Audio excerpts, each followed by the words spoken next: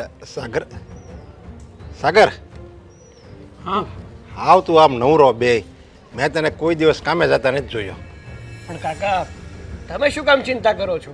હું કામ કરું કે ના કરું એનાથી તમારે તો કાંઈ મતલબ હોવો જ ના જોઈએ ને. કારણ કે નથી તમે મારા પિતા કે નથી હું તમારો પુત્ર કે નથી આ હું બે પૈસા કમાવો તો તમને ફાયદો થવાનો કે હું ના કમાવું તો તમને નુકસાન જવાનું.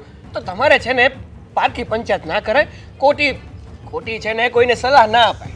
આ તો તું મારા છોકરાનો વિરોધ કરતો હતો ને એટલે હું તને કહું છું. તું છે ને અદેખાય કરતો હતો, પણ હું તને એ કહું છું કે પહેલાં તું તારી છબી જો, તારી છબી તું કેવો છો, તારું નેચર કેવું છે અને તું હું કમાશો એ બધું જો. અને બીજાની પ્રગતિ આપણે જોવી અને આપણે જો સંતુષ્ટ થાવી ને તો કુદરત છે ને આપણી પ્રગતિ આપોઆપ મળે એ જ કરી દે. આપણે કાંઈ ન કરવું પડે, બસ રાજી થવાનું હોય આપણે બીજાની પ્રગતિમાં. હું રાજી જ છું. હું છે ને બધાની પ્રગતિમાં રાજી જ છું અને હું મારી રીતે મારે જે કરવું પડે ને એ હંધુય કરું છું.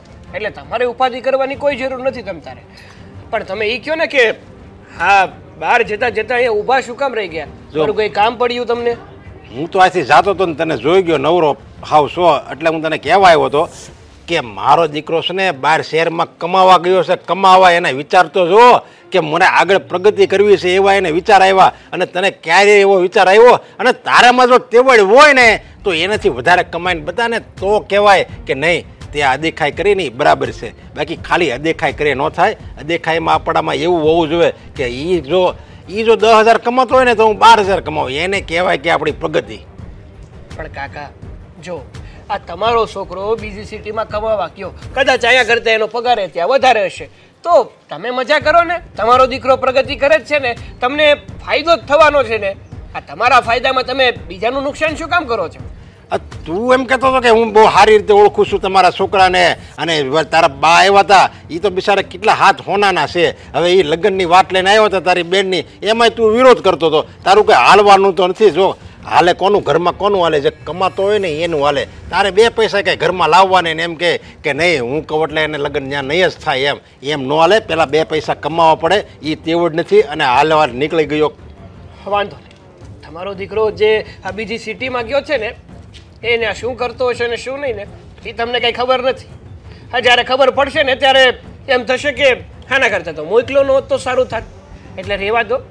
હા હજી તો છે ને તમારો છોકરો ગયો છે એટલે એની ઉપાધિ કરો, મારી ઉપાધિ ના કરો. 6 મહિના થઈ જાવ ગયો એને એટલે એ ત્યાં સેટલ થઈ ગયો સમજા. અને તું છે ને ખાલી સારા વિચાર તો રાખ.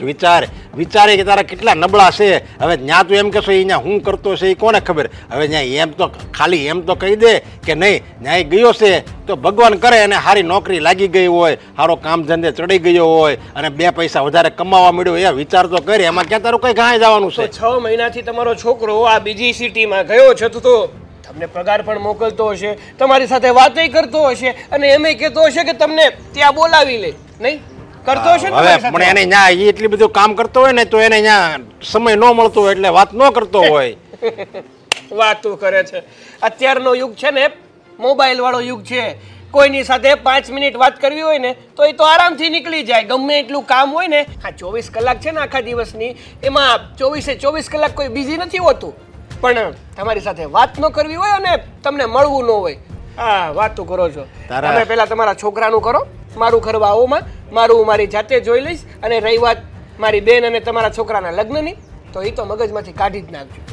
તારા છે ને નવરા માણસ છે ને ક્યાંય કહે છે ને કે નવરો માણસ નખોદ વાળા. એ જો આનું નામ. એક તો તારે કાંઈ કામ કરવું નહીં, હાવ નવરું બેહવું અને કોઈક સારું કામ કરતું હોય એને કરવાનું દેવું. હવે તારી બા બિચારા તારી બેનનું સારું જોઈને મારી ઘરે માગું ના ખાય એવા એમાંય તારે વિરોધ કરવો છે. એટલે કહું છું તું કાંઈક કામે ચડી જાય ને 2 પૈસા ઘરમાં લાય ને તો તને ખબર પડે કે જો આપણે પૈસા ખિસ્સામાં હોય ને તો આપણે કેવી અસલ જિંદગી જેવી એકવી.